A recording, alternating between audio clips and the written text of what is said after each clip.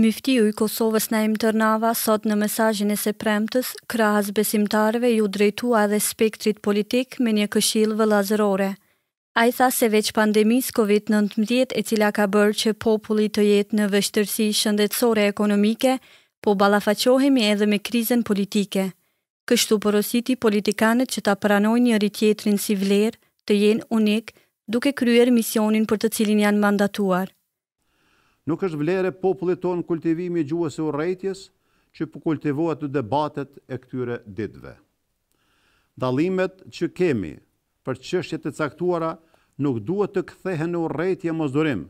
Dallimet duhet parë si vlerë për të arritur atë që është më e mirë për vendin e popullin, e jo për të krijuar polarizim, huti e përçarje. Jemi të obliguar që në biseda, ligjërime, debate të ruajmë gjuhën tonë, të mos mbjellim mosdorim me urrejtje. Myftiu bëri thirrje të gjithë politikanëve që t'i lënë anash interesat e tyre çfarë do qofshin ato dhe të bashkohen për popullin.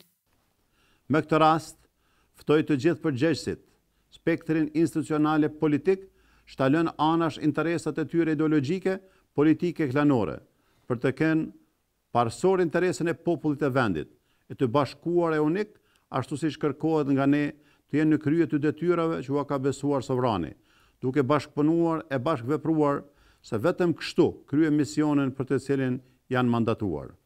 E për ta fituar betejën me pandeminë, ai tha se të gjithë bashk mund ta kalojmë këtë sfidë duke ndjekur udhëzimet e profesionistëve e duke bërë durim.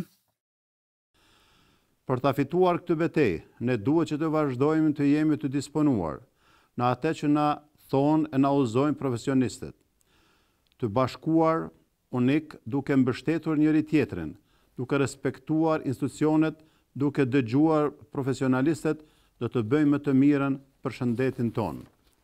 Do të ruajmë shoqërinë dhe kështu praktikisht do të i kalojmë me lehtë bashkë edhe këtë krizë.